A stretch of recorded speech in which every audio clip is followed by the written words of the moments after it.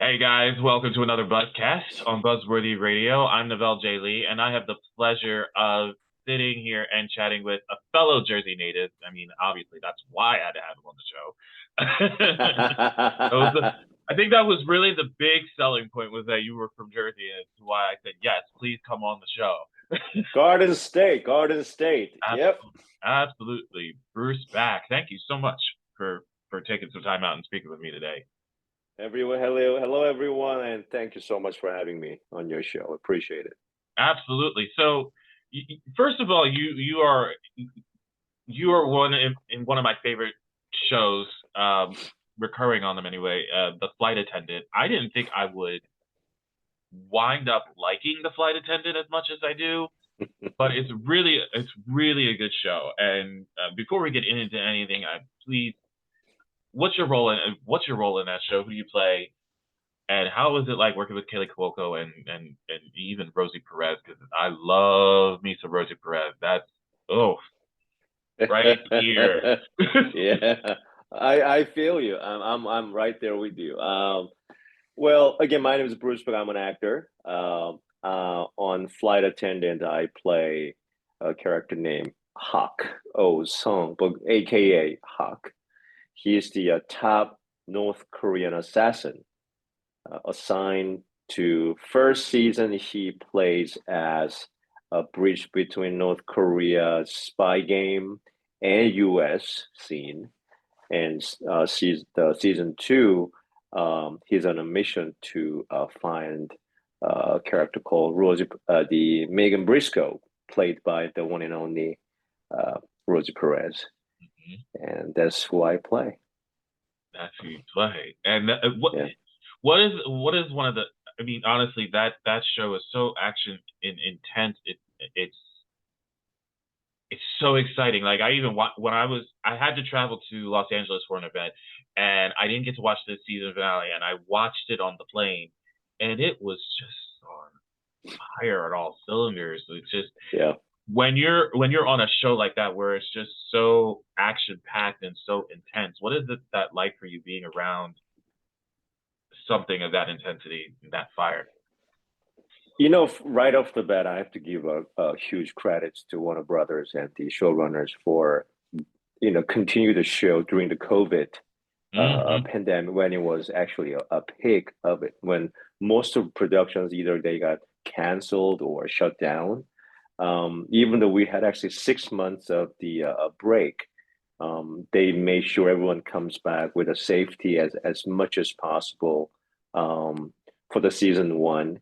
And also, season one was based on actual book, the novel called The Flight Attendant, written by Chris Bazarian. So they actually kept a lot of the intensity and content close to the book. Season two, they came Okay. back with much more creativity and broad terms of the actions and storylines and everything. So really, Kelly Cuoco, who also serves as an executive producer, one of the executive producers for the show. I again, me being a huge fan of the Big Bang Theory, and hearing, I mean, if you're an actor, these two actors, especially Kelly Cuoco and Rosie Perez, if you don't know their names, you're not in the right business. You just need to get the hell out of here. Um, Kaylee has been always hands-on, a boss in a way. And season one, I didn't get a really chance to work with her that many scenes because of the work schedule. But the season two, I got a chance to really work with her for entire week in Iceland, and Mhm. we had a chat, and she broke the ice because when you are a working actor, seeing a star like that, you wanna break the ice, and then Yeah. immediately we became a great friend talking about her one of the another love is a dog, and animals, and she's one of the like most incredible human beings that you can just talk to, just like you've been known for 10 years. And I think that's her magic to having all these new actors coming on set, but she's not playing that, so-called diva game or I'm the Sure. boss, I'm the executive producer, I'm the star of the show. No, she's thanking everyone. She's so nice to everyone. Rosie Perez, she is a queen. That's what I call her. I love Um, it. I she love it. is, wherever you meet her, either in LA or Iceland or here in New York, she is Brooklyn. As you and I from a Jersey guys, seeing someone from Brooklyn, you can just tell right away the way she moves, the way she talks, the way she behaves, even off the screen. She is Brooklyn, tough like a nail and sharp. One thing I also learned about Rose Perez is that she, when you are focused on that scene, that it's not really sometimes you, even though you're a big star, but sometimes the camera has to, focus on the other person. Right. So oftentimes these stars sometimes either I don't want to say they don't care, but since it's not really focusing on them, they can just still fitting the lines and everything. Rosie Perez is so every take, she's doing as if she's in it, even though she knows the camera is right next to her face, you know, towards the other person. But Right. she's making sure what we call a continuity on a film term. And she's making sure even a single angle of the chopsticks, if she sees that's not in the right as of the previous shots, she's Hmm. gonna make sure stop it, make sure this was not this angle. When I saw that, man, when I get there, which I will be soon, I have to make sure every take, every single take is as if your own take, to even forsake of the other actors. And I think higher up you go, these Kaley Cuoco and Rose Perez, they've been showing that utmost great example what it takes to be that Hollywood A stars playing an A game, and they're the one to be a witness. That's that's a great story. I love that. And obviously not very surprising when it comes to both of them, especially with Rosie Perez. I mean, listen, I grew up with her on Soul Train all the way up into her acting status. So it's Right. it's great to see her in this show and learning these side stories about this, because this is what makes, as you just said perfectly, what makes an actor, especially in that caliber. So learning that, and also having cast members, new and old, learning those facets of what makes the scene that much more real. That's huge. That's huge. That's something that everybody needs to take with them. And Yeah. I appreciate you sharing that story. That's awesome. Thank you so much. Um, how did you get into the acting role? Because one thing I learned about you is that it's never too late to get into the field that you love. And I know that you, as a kid, you're an only child, if I'm not mistaken, That's and right. you did skits in your house. So I assume that's where your start of the love of acting came from. Make a long story short, my mom used to be a working actress in South Korea, and my dad just retired a few years ago as the DP, director of photography. Growing up in that household, my first very hands-on toy that I can play around was the film camera made by boxes and papers. He Hmm. just made a film camera for me to play around. So I had that. I put it somewhere in my shelf and facing me. And since only one, you're only one child, you get to spend either friends or myself. And after school, you come home, and somehow I guess it's in your DNA that I was just sitting in my room and talking to my toys and having my guns, and all of a sudden you start starting to making your own skits and playing your own whatever the world that you're thinking about at 6 year old 7 year old kid. Sure. And I oftentimes I felt my mom kind of open door a little bit and then kind of sneak it in and then watching me a little bit. So when I actually told them I am declaring my full-time job as an actor, not only they were not surprised, but at the same time, they know this industry so well, that this elusive, unseen challenges, right, always around the corner. As a parent, I think I understand now. Every parents want their kids to have a safe, secure future. It's Absolutely. especially kids. They say, "Oh, we want to go follow your footsteps." And if we know the industry so well, we want to actually give them more tips and whatnot. And my mom and dad did not really support in the first place. So they were like, well, it's your life. You can do whatever you want, but you sure? And I said, well, if you think about it, I mean, you weren't used to be an actress. You're a DP. Did you expect we're gonna have a doctors and lawyers in this family? Yeah. And they were, I'm saying, I mean, it wouldn't hurt. I said, yeah, I mean, I have too much respect for my doctor friends and my lawyer friends. You know, I cannot do their job, but I can play one as if I'm even better than these people. And my mom and dad was like, huh, okay. And but it took them a few years for them to see me grow as a working actor.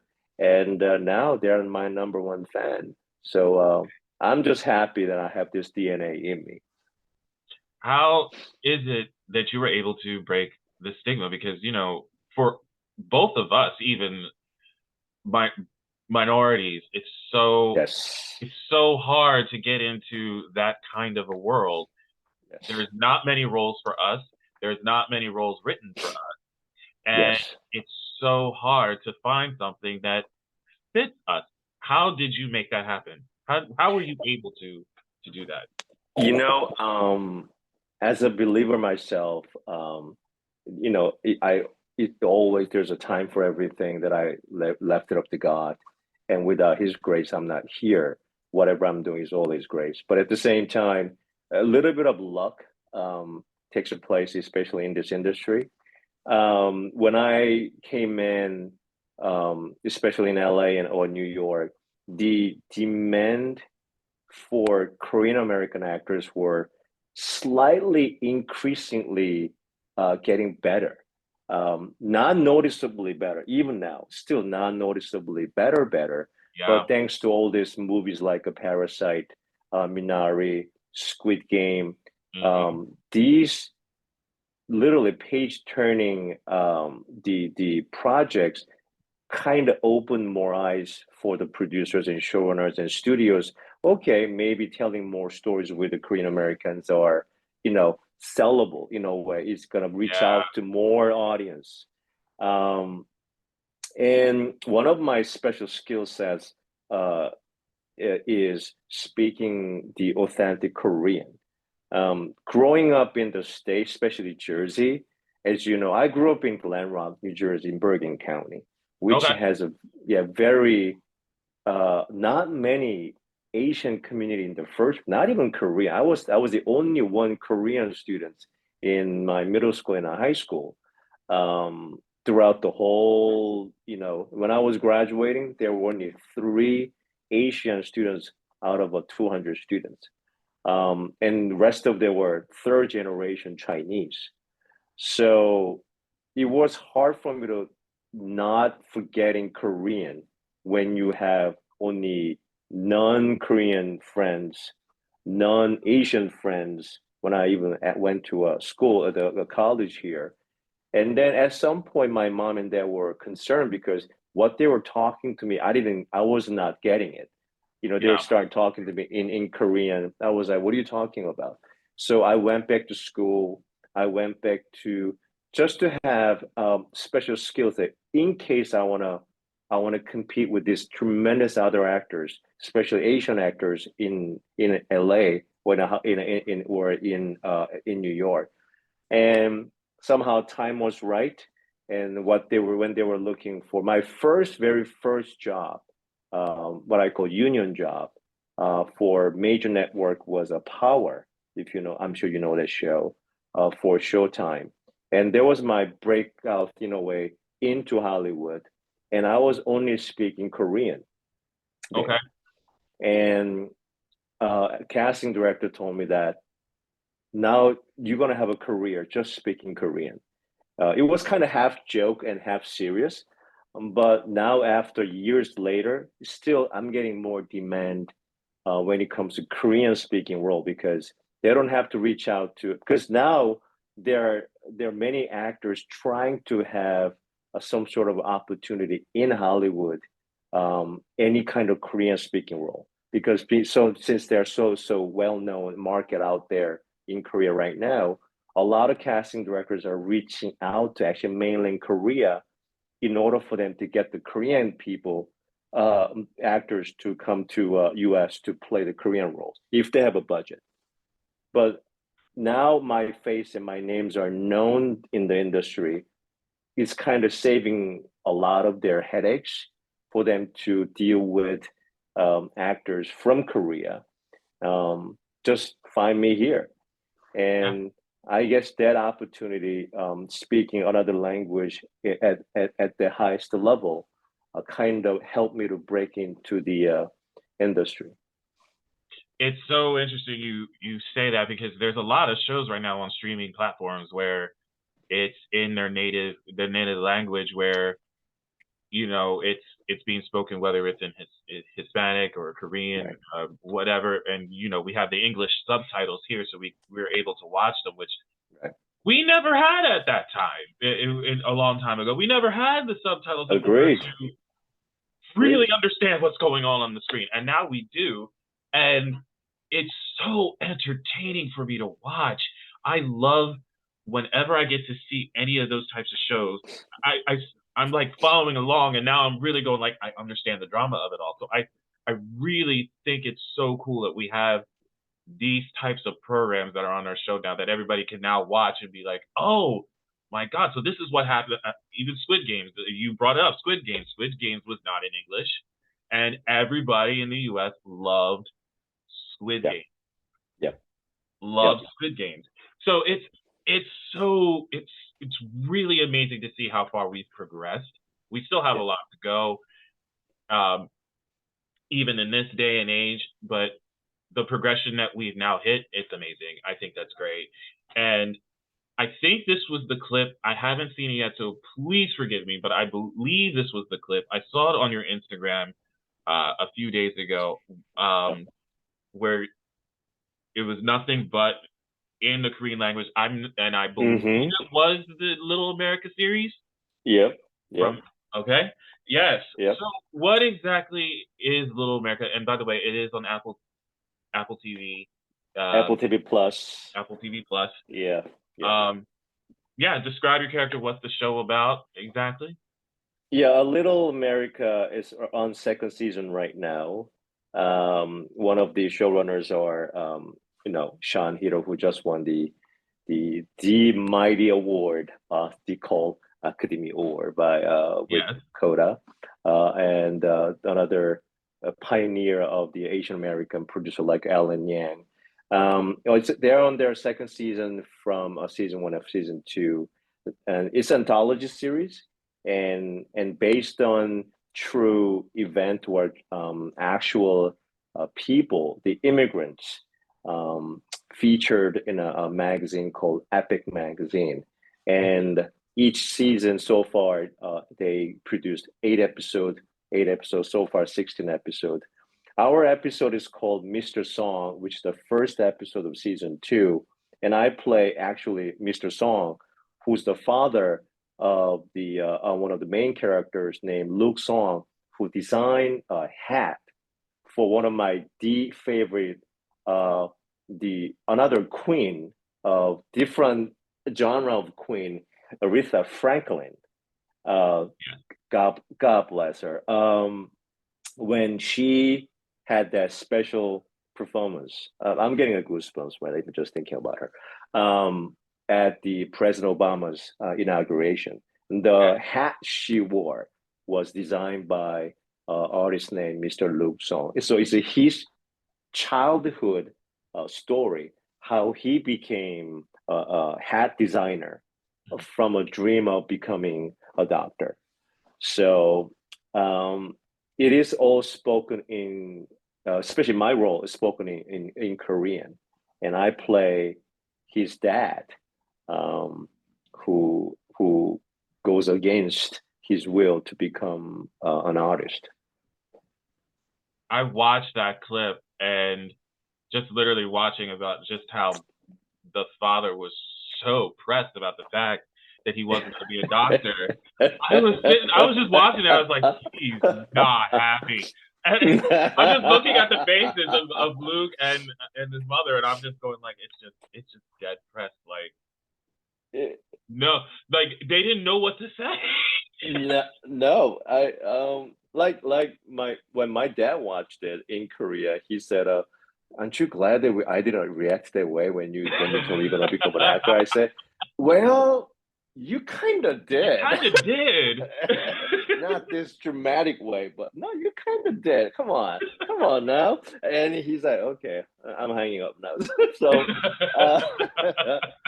but yeah, all the parents' agony and disappointment at its height. But it was a great production, and especially kudos to again Sean Heater, who also wrote the episode along with Ellen Yang, and my scene partner, Lee Jung-eun from Dongwon, literally turned that page around to the world about Korean cinema, a Parasite, and working with her, and also who plays my son Ki-hong Lee, who's already a Hollywood star because of Maze Runner, and who plays my little son is also Ellen Kim, who's from Minari. So it was a stardust. I mean, all this Hollywood name production, and they're also very special, dear to my heart. Who would have thought that you would be living your best life now? And I think about it too, because there are actors who did not become actors until later on in life, or at least not be fully well known until later on in life. I mean, look at John Hamm. John Hamm really didn't become a name until he was 40. Yeah. And there's Morgan Freeman. It's amazing how it doesn't matter how long it takes for you to fulfill your dream, you still are able to fulfill your dream. Right. And that is definitely something that you live by, that mantra pretty much, or that mentality, I should say. Yeah. Thank you. You even had something that was said to you by casting director Ross Meyerson, I believe, that you. Yeah, Ross Meyerson. Yes. That you hold dearly to your heart. What exactly is that for everybody that doesn't know? I know because I read it. So, but what it? Ross was he's a heavy casting director, one of the most talented ones in the industry and very well known. Ross, one day I came in. It was not too long ago, not too long after I started my career as an actor, and I barely had no resume whatsoever, and it was just I was just even glad that he's seeing me. He's just Ross Meyerson, and I came in. I think I was doing something for the TV series he was casting, and right off the bat he said, I did my scene as much as I could, and he said, "Okay, Bruce, I got 1 minute, so sit down." Okay. And I say, "Okay," and catch your breath. Okay, I know you're nervous because God, I was so nervous. And he said, "Listen, Bruce, I'll tell you right off the bat, you're not gonna get this part." Okay, but here's the good news: do everything less. Whatever you prepared today. Let's say tomorrow you get another audition. Do 50% less. Try that. If that doesn't work, do 25% less. And I guarantee you, Bruce, that 25% will get you next job. Because the moment you walk in, your intensity, it blows the whole room. I was like, holy shit. I wish there was a role. Yeah. This role was non-speaking role. Buddy, you got the role. But unfortunately, there are lines that you need to speak. So practice that. Once you know you're good at who you are, then you're gonna start your career. I came out, and that day was a turning point of my career. And kind of going back to your earlier question, what did it make me to get into the industry? As you know, Korean American guys or Korean actors are They are very good looking. They are almost like, wow, almost the K-pop looking, boyish, very well maintained. When I was starting out, well, even now I got even more pampered by thanks to the industry. But yeah, I have the completely opposite message to the casting directors and producers. In other words, I'm the mean that yeah, you don't want to with. Not the typical Asian guys, they sort of boxing in with all the respect, doctors and lawyers and engineers and geeky and heartbreakers, heartbroken guys, and you know, none of that. My position is my branding is that don't mess with me because I'm the last guy you want to see on your living room because I'm gonna have everything I need to hook your ass up.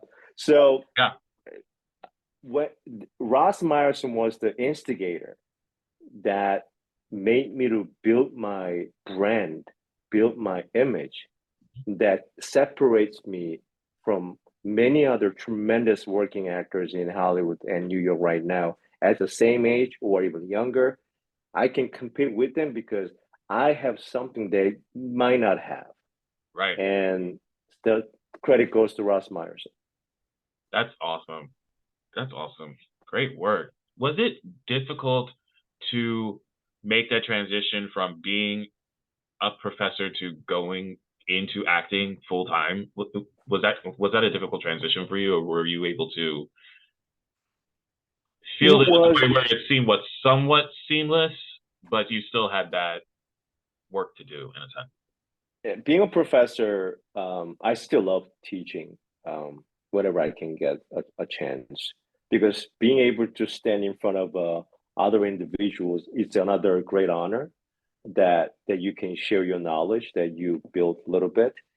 But as a professor, being with the academia world, somewhat it gives you that sense of security because, I was, if I was staying long enough, I probably can do this rest of my life, and I didn't have to really try too hard to stay in the industry because I was Yeah. already, 10 years in when I became full-time professor. So, you know, teaching is great. I love teaching, enjoying it, but at the same time, the DNA, it's in you, keep calling you every night. When I, so I always tell my other prospective students, they ask me similar questions. And I tell them, when you wake up in the morning, if you can not, if your day starts with this Mm-hmm. and ends with this, you got to give a serious thought. In other words, if you're an actor, but when you get up in the morning, you start looking at Food Network and cooking classes. Um, at the end, you want to talk about your girlfriend or your spouse or your partner, whoever, about the food you ate on set. Chances are you might want to transition to a chef because you being an actor, you have a better chance to present yourself to the audience Yeah. when it comes to whatever available that the chances you have. So for me, transition from professor to acting was in a way hard because leaving that secure job, no one was pushing me out. But I just called it quit and say, you know what, let me let me let me challenge myself. Um, I mean, thanks to maybe I had a thought that maybe notion that maybe if this doesn't work out, I might go back to teaching. Yeah, I can still go back to teaching, not as a full professor level, but I can make a living by just the teaching. But when I made myself that promise, there's no plan B. Either you're in it all the way. There's no plan B. There's no backup plan. This is it. So when somebody tells me, okay, 10 something years later, you're going to be on the set with Kaley Cuoco, Rosie Perez, Mm-hmm. Lee Jung-un, or Ki Hong Lee, guess my answer is I believe it. I believe that person. Yes, I want to be on that level when I'm next to 10 something years, because otherwise, what the hell is the point of doing this? Having that transition from such a secure and respected job from this. Um, Yeah. it wasn't easy at all. It was pretty hard. I mean, I had a very hard, tearful, uh, years as not even a working actor, very struggling actor. And sometimes I look back, oh man, all my suits that I've been wearing, Yeah. Monday through even Saturday. Now here I am, wake up 4 a.m. and freezing my butt off in New York City as a background actors, because I did a lot of background, more than a few times I can count on, just to learn myself that this is how film set works. Hmm. And that's when I gained the respect to all my background actors, whether they are union, non-union. But 4 a.m. in the morning, being with these people in a tent where there's one heater and we're all going around and embracing each other. Here I'm in a tent at 18-degree weather when I'm supposed to be getting ready for my big office in a corner office in New York City school. It was a huge changes. But I was keep telling myself, you signed up for this, there's no turning back, no blaming. You just go forward, forward, forward. Because one day like this with there'll be a day you're gonna talk about this. I feel that's my way of thinking or my mentality too, because for me, especially in my position, not just with this, but I always think about, because if you ask me, I'm going to be generous, maybe 5 years ago, if I would be here right now doing this, I tell you no. And Mm, and the reason is because I would become so comfortable in something so secure right. when it comes to work. And anybody can tell you, I mean, I'm not ashamed to talk about that. It's something that I've always talked about, especially like you, people would ask me, how did you get to where you are?